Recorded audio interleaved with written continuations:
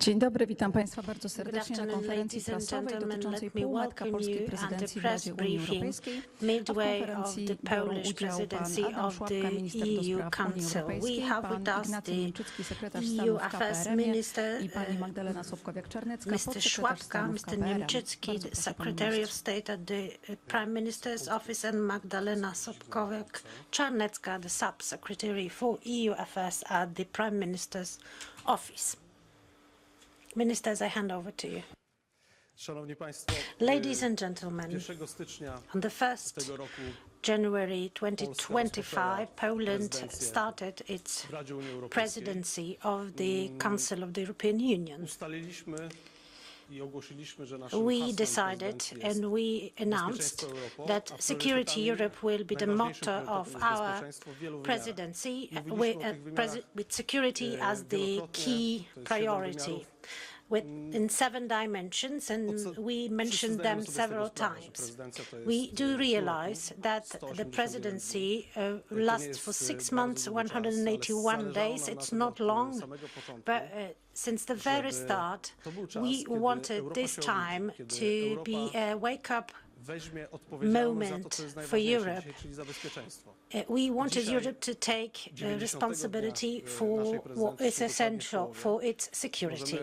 We are halfway, and this is really happening. We can say that in any conversations with anyone about any priorities, including the previous presidency's priorities, well, there is one conclusion. The previous presidencies had extremely relevant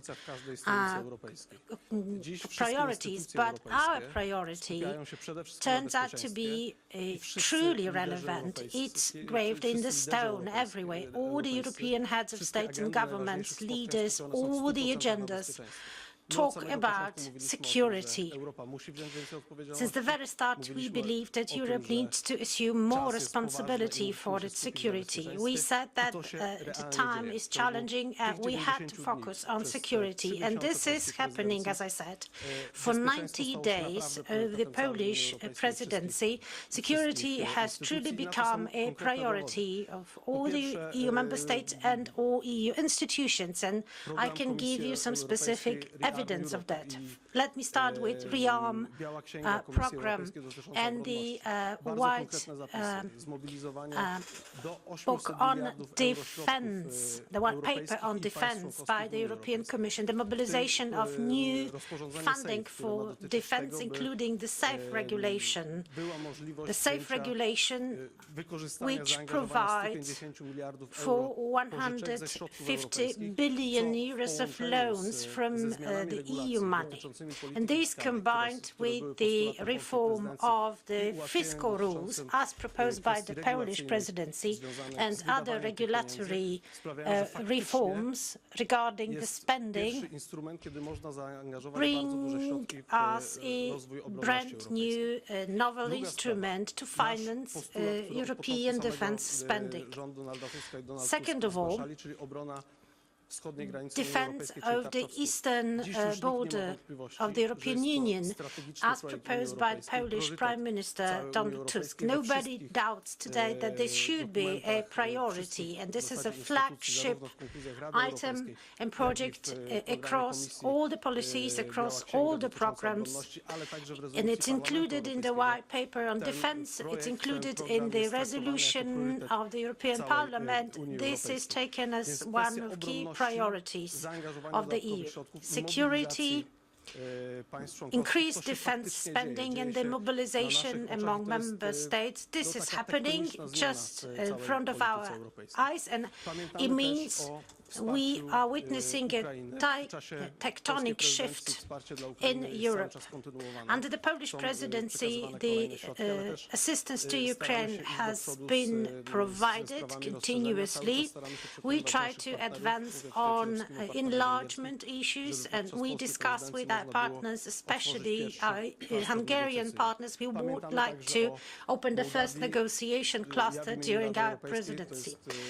And for Moldova, we had a major success. Myself, I signed an extra €2 billion facility for Moldova to reduce its dependence on Russia and to bring Moldova closer to Europe. Let me highlight one more thing, and it was not easy.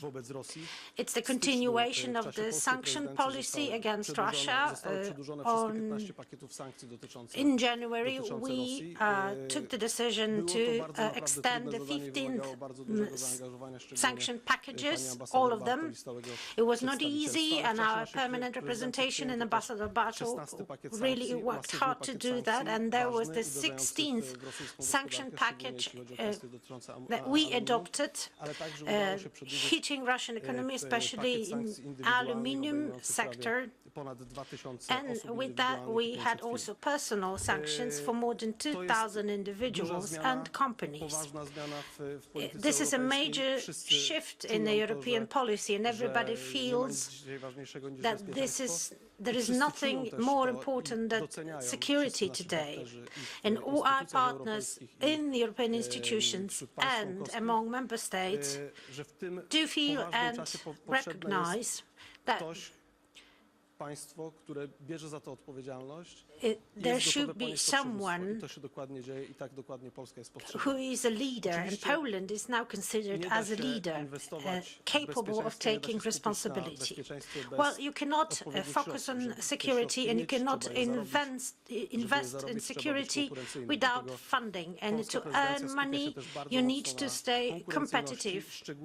And Poland's focus is on competitivity as well. In the European jargon, you'd simply say simplification. Yes, it's about simplification of regulatory burdens. Minister Niemczycki will give you some more details, and this is also happening. We have a new omnibus document issued by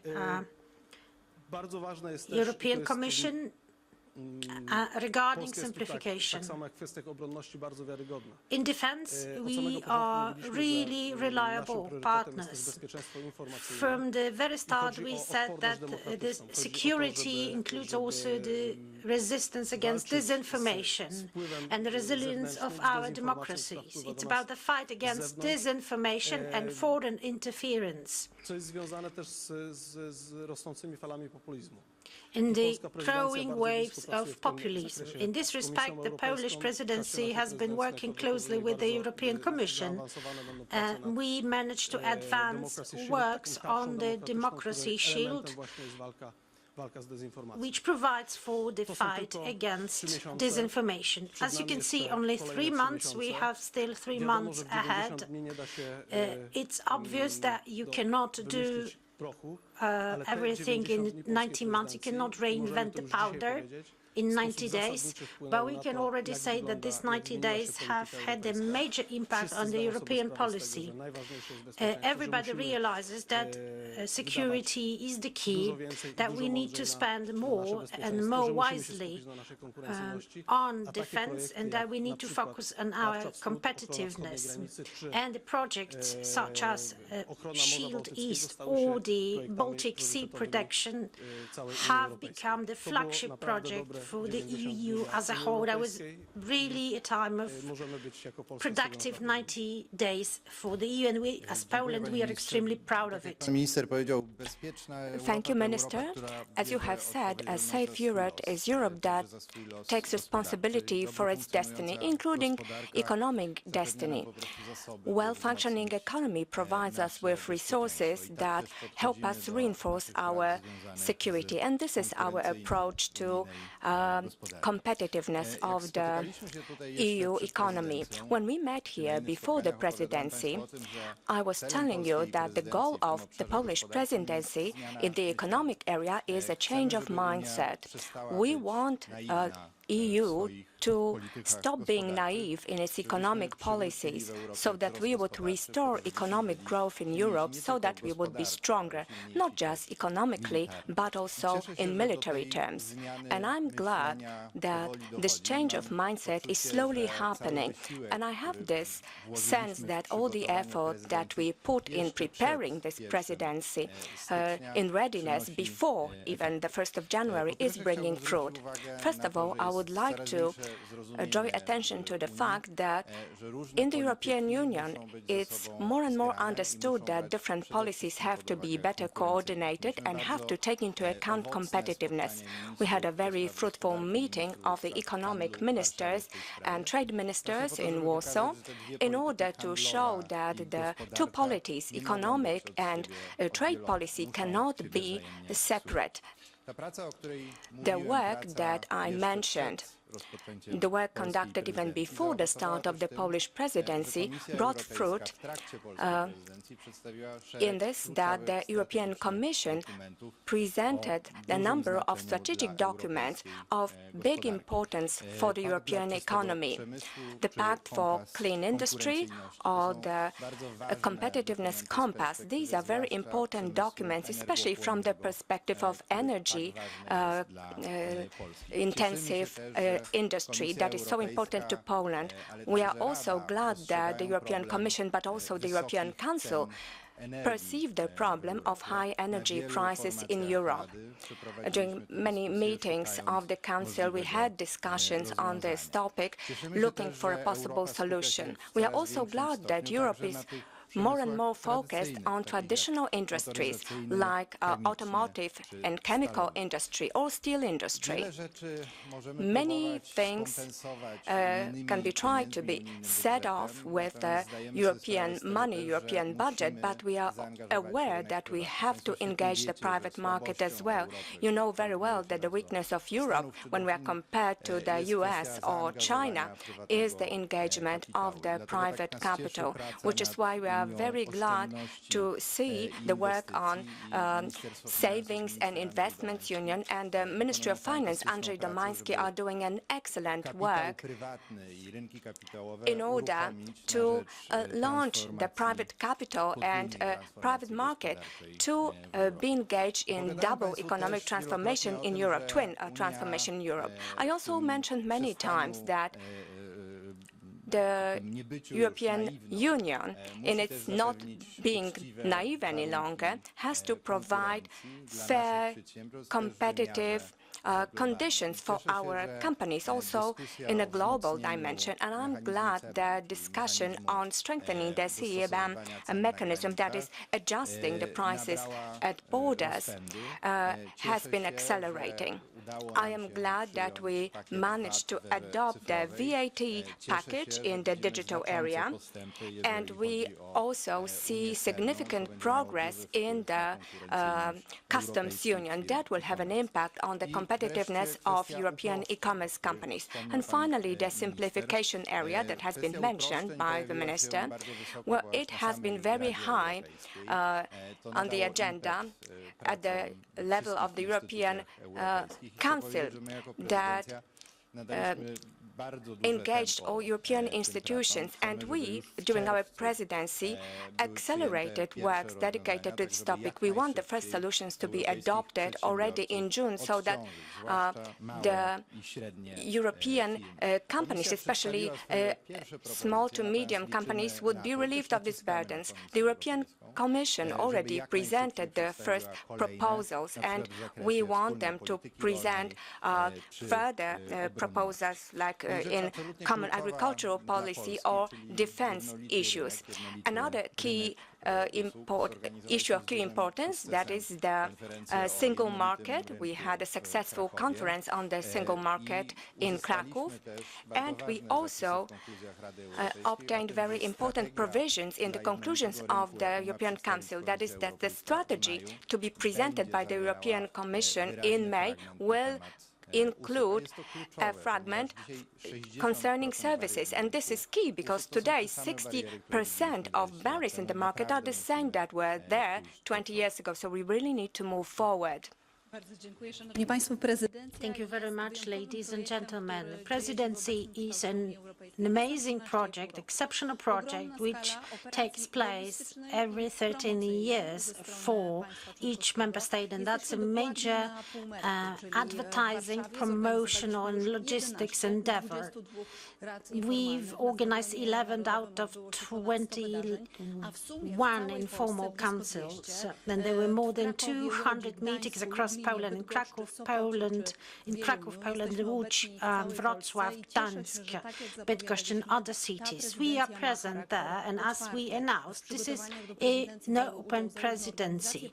The preparations involve the NGOs through the NGOs board and companies, because we also had the businesses board for the presidency, and a number of suggestions made was taken on board and included in the program of our presidency. This is a time for Poland, showing Poland as a modern, innovative and European country. We've been the EU member for more than 20 years, and there are plenty of achievements that you can see, and we show these achievements in our patronage events. We've launched a special initiative under which the patronage is granted, and we've received more than 400 applications, and we extended the timeline for filing the applications up to 15 May. These initiatives, these events include both large-scale conferences and small concerts, or even EU knowledge competitions organized at school. And talking about information or disinformation mentioned by Minister Schwabka, I must say that we decided to launch a series of classes at schools and for elderly universities. And we also selected a children's logo of the presidency, which is now included in the presidency contents and materials, and will be displayed soon on the major buildings in Brussels. Promotion includes special gifts of our presidency. Here we chose a number of young Polish designers, and they designed scarves, ties. I think that Minister Niemczycki wears one today, and perfume. They attract a lot of attention of our guests, and I extremely appreciate it. And as you probably know, Polish apples from Grujec have become the symbol of the Polish presidency, and more than 80,000 of them have been distributed in Poland and in Brussels. And during our meetings, only Polish food is served. We believe this is an excellent moment to show what we have best in Poland. The cultural program of the Polish presidency has been implemented. It started with the official gala, but we also organized the meeting with Polish writer and the Nobel Prize winner Olga Tokarczuk. The promotion has not ended. There's still 3 months ahead of us. And if we have informal councils in Warsaw, we can be flexible in terms of topics. For instance, we chose to discuss the impact of social media on children's mental health, or the use of innovation and new technologies for military purposes. As I said, there will be 11 more informal meetings, and we will have the informal Defense Minister Council the next day. So we do not slow down. Ladies and gentlemen, as you perfectly know, this presidency means the presidency of the Council of the European Union. But all the Polish administration units have been involved, and all the ministers have been involved in working, and they have been chairing their respective councils. And this is also the moment when you can actually suggest and streamline your agenda. As I said, we started with security, and we already see the effects in the works of the new commission, the commission that started with our presidency practically. And the meetings of the leaders, all the agendas of those meetings focused first of all on defense. And as I said, Europe is taking responsibility for its security and for its defense. This is what we wanted. We wanted Europe to speak our language and to focus on what is the most important. And for us, the key priority was defined before the presidency. We do not slow down. We still have 3 months ahead, but what we feel in our conversations with the partners is that we are treated as a serious and reliable partner, chairing the works of the Council of the European Union and leading the change across the EU. If you have any questions, do not hesitate to ask them. Monika Rutke, Tygodnik Solidarność.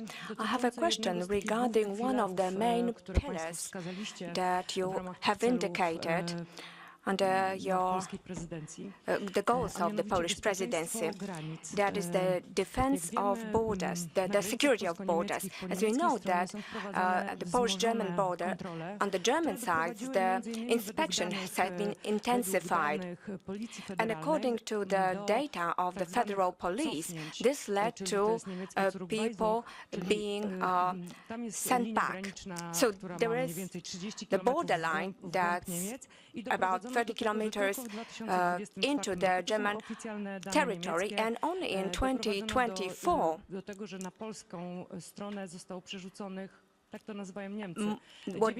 9,000 of illegal immigrants have been sent back to Poland. When will Poland introduce such inspections on our side of the border?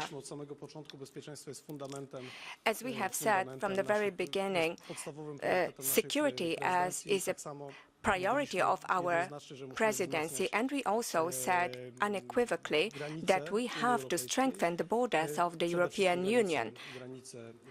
First of all, the eastern border, and fight the illegal migration. And we convinced the whole European Union to go for it. And we had some success already, because in the conclusions of the councils in October last year, all the European member states acknowledged that instrumentalization of migration is an element of the hybrid war. This is not a natural migration channel. This is using migrants by Putin and Lukashenko.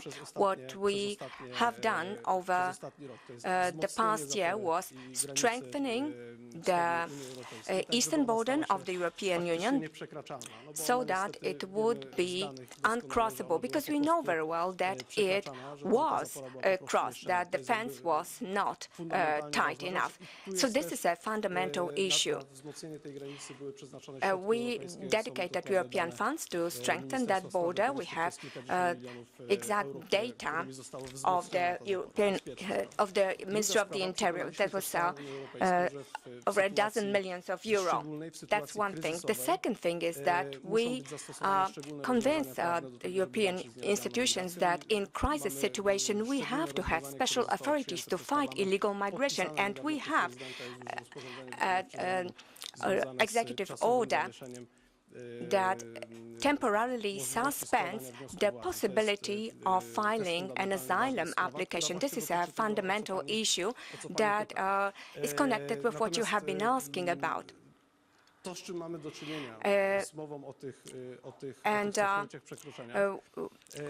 As for the pushbacks on the border, this is propaganda and disinformation. This has significantly declined, has been reduced, and you can look at the data from the Ministry of the Interior and Administration, compare the data from the previous years. And it would be best to hear to Jacek Czaputowicz, the minister of the previous government, who explained where this procedure originated. Tu jest takie zakłamanie trochę, dlatego że I think państwo there mówią is o a danych misunderstanding. pochodzących z You procedury mentioned readmisji data i o tym mówi from dokument readmission MSWiA. procedures, and the same Readmisji i data tych have umów been dublińskich. Czyli mentioned rzeczywiście by w the przypadku tych procedur document ta liczba published by the spadła. Ministry Natomiast ja of mówię Home o Affairs czymś and zupełnie innym, Administration, the czyli data o from the readmission zawróceniach z procedure pasu, and z pasa the przygranicznego. Dublin I to jest regulations. zupełnie inna I'm procedura talking i albo about the pan data sugeruje, że on niemiecki rząd, pushbacks Bundestag, bo from the Bundestag też potwierdzał te dane. pre-border area. Dane z MSW And these niemieckiego i data dane z have been confirmed by the German Policji Bundestag Federalnej. and One by wszystkie the German potwierdzają to, Federal zresztą Olaf Police. Scholz również na And swoim Olaf Twitterze potwierdził te Scholz dane. mentioned the Więc same sugeruje pan, że to on jest his dezinformacja? Twitter. So is it disinformation? I use only the data from the Minister of Home Affairs and Administration, what Minister Duszczyk has prepared. Good afternoon, Paweł Trzaskowski, TVP World. I have a question about the EU enlargement. Before the beginning of the presidency, we thought about Serbia, and our Prime Minister paid a visit there. Today, there are massive protests and manifestations in Serbia. My question is about Serbia. Is it closer or further from the enlargement decision? Does Poland help or not? Well, you said that before the presidency, Serbia seemed to be close to the accession. I think it's an overstatement. What we wanted to do during our presidency was to open the third negotiation cluster, and the interior situation in Serbia makes it harder today. Moreover, we believe that enlargement means security. It's about ensuring the stability in the neighborhood of the European Union, and we are committed to advancing these works. Because we are presidency, we need to organize productive discussions within the EU. But in order for this to happen, first, some screening, some reporting, letter drafting by the European Commission needs to take place. Since the onset of the presidency, I've had at least 9 meetings with Commissioner Marta Kos, and now we wait for the Commission to issue the documents to be put on the table of discussion. Let's not forget that enlargement means unanimity. In order to open any cluster or to close any negotiation chapter, you need a unanimity decision. This is a requirement for any cluster to be opened. So there should be at least 3 unanimous decisions for each cluster. And it requires work. It's a challenging process. The presidency wants to speed up, but remember, for that we need the work of the Commission, of the whole Council of the European Union, including all EU member states and all candidate countries. Today's situation in Serbia is tough enough, and the Serbian government decided to suspend the negotiation works. But we have received promises for advancement of works with Albania or Moldova, and we still count on Ukraine. But here we need unanimity, and as you know, not every one of 27 member states thinks the same. Reuters. Are there any discussions on the involvement on Irish projects in the EU for EU to become independent from Starlink in the provision of satellite internet? Well, these are issues that at this stage are in the hands of the European Commission, so they're not related to the work of the presidency. Our task, apart from what I mentioned at the beginning, that is putting some things on the agenda, and these things are going well in terms of defense and competitiveness. These things are moving forward. And as regards the specific solutions, let me remind you that the sole legislative initiative is with the European Commission. So in order for the member states to discuss about it, they need to receive a proposal from the Commission, and the trade competences in the European Union are in the hands of the European Commission. Maybe let me add, like the Minister said, we are not at the stage of the discussion in the Council regarding IRIS. But as a Member State, we already many times made efforts so that European regulations would take into account not just the largest Member States and the largest companies, but that there would be a scope for using technology from smaller companies that are operating in Europe. And I think that this will be a very important project. But we have to create it in such a way so that the benefit would be for every of them. Alexander Krzysztof from European Active Portal. I wanted to ask about the climate issues. There have been some concerns by the foreign MPs that Poland would strive towards diluting the European Green Deal and to weaken the climate ambitions of the European Union and sacrifice them for the sake of security. And based on the first half of the Polish presidency in the Council of the European Union, could the Polish government reassure those who care about possibly greatest ambitions of the European Union in the area of climate, to reassure them that Poland is not striving to weaken these ambitions? Well, Poland, first of all, is striving to make the European Union more secure, and that Europe would not lose its competitiveness versus other global economic centers. And this is what we are focusing on. And these things are happening every day in our work in the European Union. And I think that when we observe and we collaborate with both the European Parliament, the European Commission and the Member States, these changes are happening. Today, there are no more important issues for the whole European Union than security. During the informal council, ENVI Council, together with NGOs, we will talk about disinformation on climate change, and this is an important point in this context. Thank you. There are no further questions. That will be the end. Thank you very much.